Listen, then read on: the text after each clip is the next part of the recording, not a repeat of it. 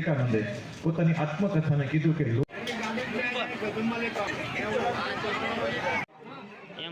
જય ભોળાનાથ બધાને. આજ ત્રીજો દિવસ છે, તો ત્રીજા દિવસે નંદીજીની, માતાજીની અને ગણપત દાદાની અને હનુમાન દાદાની મૂર્તિ છે ને પ્રતિષ્ઠા કરવાની છે. વિડીયોમાં છેલ્લે સુધી બના રહેજો. આખો દિવસમાં જે છે એ બધું બતાવીશ.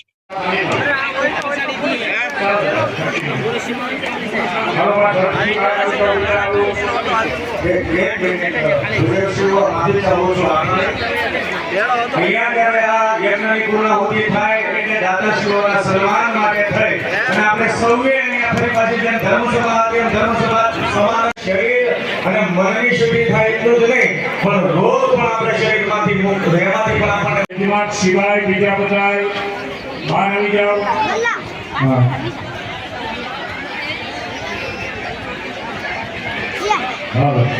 બે જણા યાદ રાખવાનું ચમચી ભરીને નાદબ કુર્યાત ગણપતિ પ્રોરમામિ ગણામિ પદે જટિલા પ્રણમામિ ગણા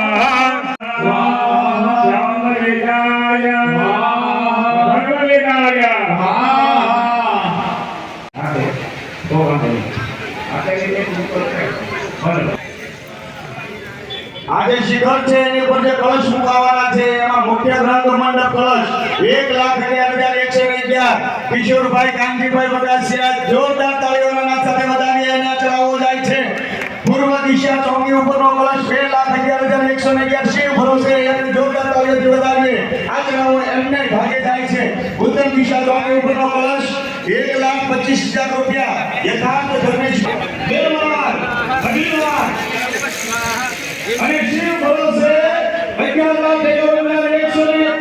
મુખ્ય કળશની સ્થાપના હાટુ આ બધી વિધિ થાય છે અને આ બાજુમાં નાની નાની કુંડીઓ છે, એમાં પાણી ભરેલું છે અભિષેક કરવા હાટુ. જો મુખ્ય કળશની સ્થાપના થઈ રહી છે, એનો અભિષેક થાય છે, પૂજા વિધિ ચાલુ છે અને બીજા બાજુમાં નાના કળશ છે એની પણ પૂજા વિધિ ચાલુ છે. તમને બતાવું. જો આ બીજા નાના કળશની સ્થાપના પણ થાય છે.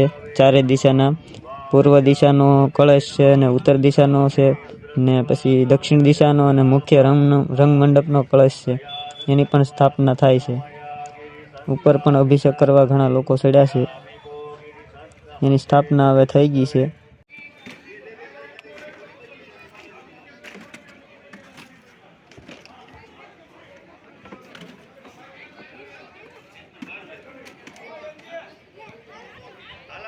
આજે તો બાવળિયાળીથી મહંત આવેલા હતા, નગાલાખા અને ઠાકર કે મંદિર, ઠાકર મંદિરના, અને આપણા ગામના ગુણિયાગીરી બાપુ પણ છે.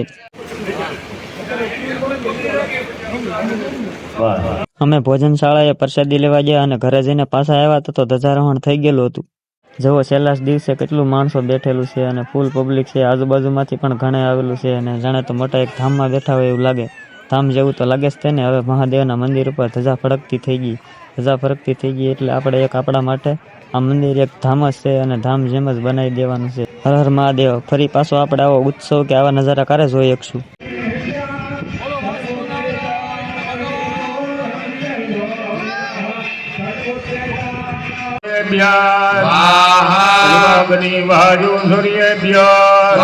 આ ભોળાનાથ તૈયાર થઈને આવ્યા છે, શિવ તાંડવ કરવાના છે.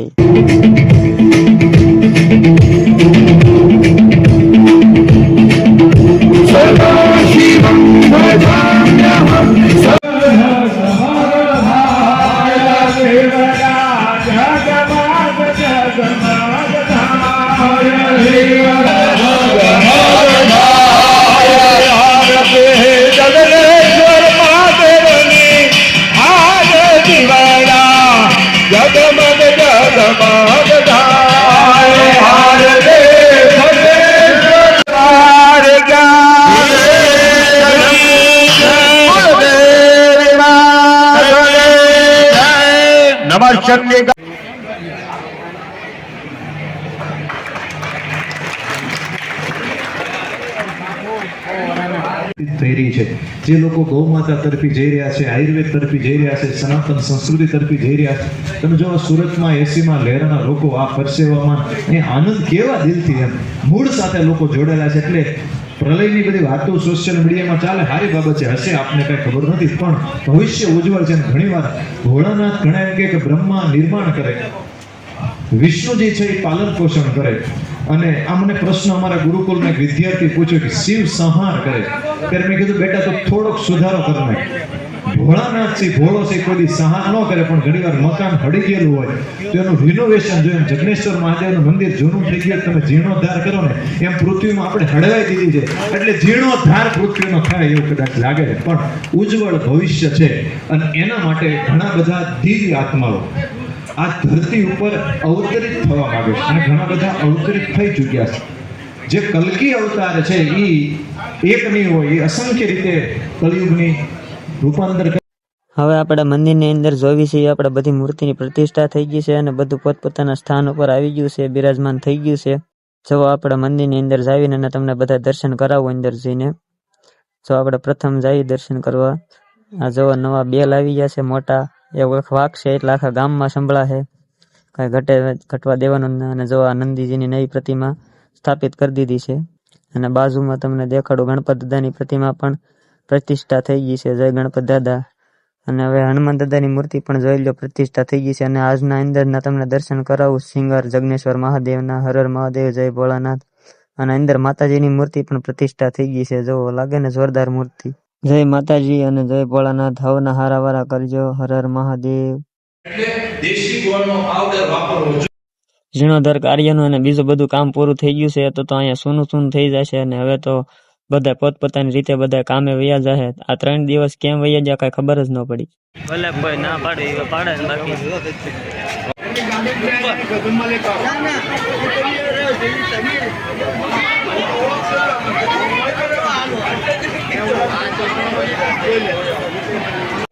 જેવો આ જેન્ટ્સનું કાઉન્ટર પ્રજાપતિ ગ્રુપ દ્વારા સંભાળવામાં આવ્યું હતું. 3 દિવસ એણે જ સંભાળ્યું.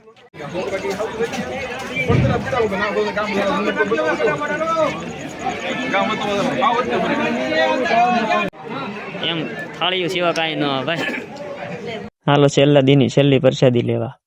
પછી પાછા બીજા દિવસે આવી ગયા ગોપાલવાડીમાં. બધા ઠામ ને કરિયાણું જે વધુ હોય એ પાછું દેવાનું હતું, તો આ બધું રિક્ષામાં ભરી દીધું છે.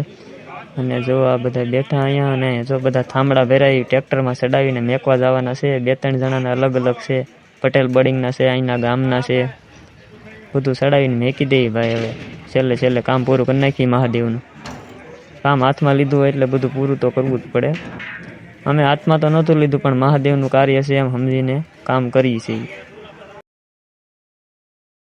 આસું કામ તો ભાઈ આ છે, કામ પતી જાય પછી જ બધું ભાઈ હોય. આ તો આ બધું મેકવા જવાનું લેવાનું, છેલ્લે પછી કોઈ વધે નહીં.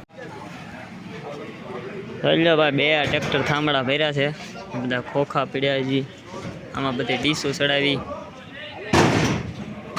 હજી તો ઘણું ખરું ભરવાનું, બધું લાટ પીડ્યું છે. થાંભળા ભરવાના, ચડાવવાના. જવો તમને હવે ગામ ધોવાડો બંધ રહેવાનો હતો, અને ફરી પાછો ચાલુ રાખવાનું કામ જે આ કર્યું છે એ આ બીકે દાદા છે, વચ્ચે બેઠા દાઢીવાળા. અને બીકે ગાંગાણી એનું નામ છે.